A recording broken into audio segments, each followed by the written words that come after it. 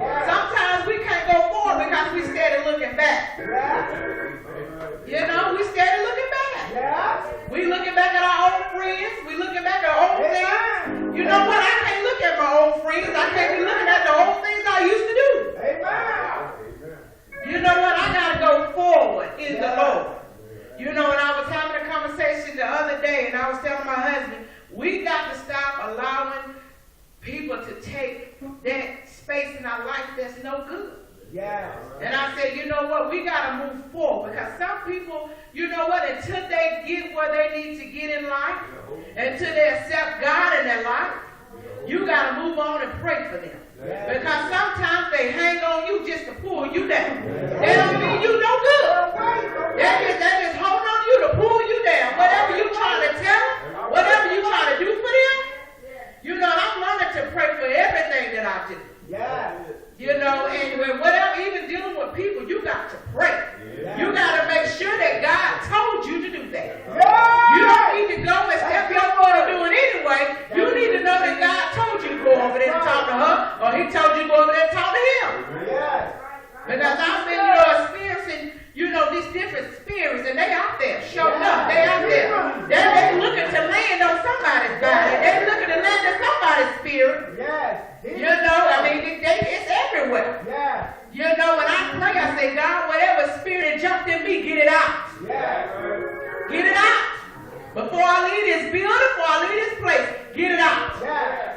And I said, Lord, you know, I even pray, even when I pray for people, God, you lead me and guide me. I said, I don't have no fear, but God, you just tell me, do I need to lay hands, or do I just say, you just throw your hands in the air? Because you just don't know. Those spirits are alive and well.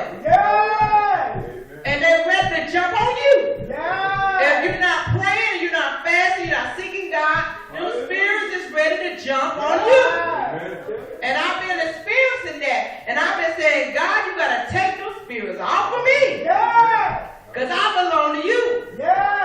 You know, and some people, they kind of look at you crazy. I said, you know what? I believe in God.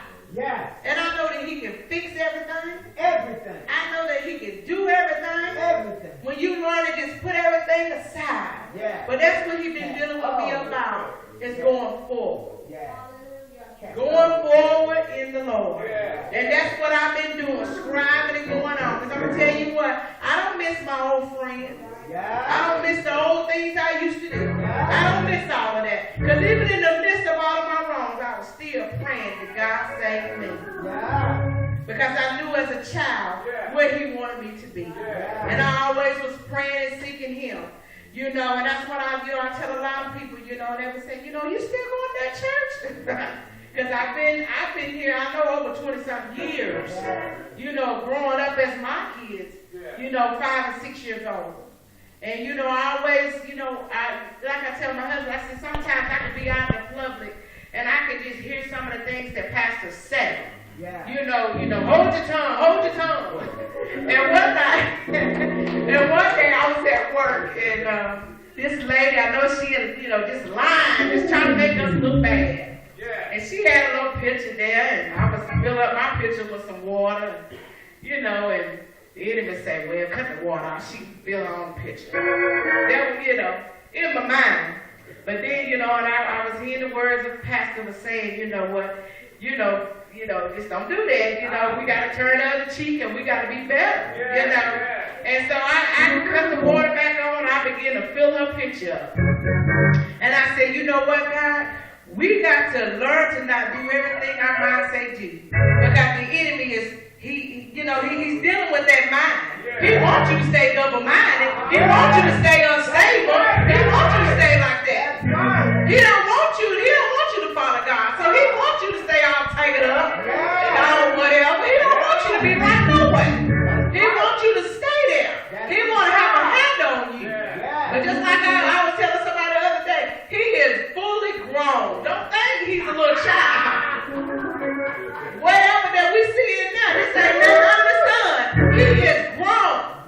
And you up there thinking, well, when you can beat the devil, well, you know what? Through Christ, we can beat him. Through Christ, we can beat him. We can stomp them down to the ground. Through Christ, we can beat him.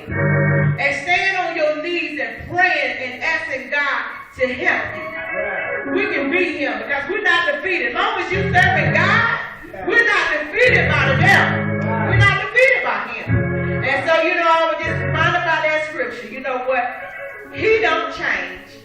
You know, he don't change, but we do. So we need to do something about that. We just need to stay before God. And we need to seek him so that we can stay near him. So that he can use us. Because he's still right there waiting on us. And so we just ought to be thankful and grateful that he never changed. And just keep in mind, you just stay on the battlefield for him. Whatever that he's taking you through, he will see you through. May God bless you.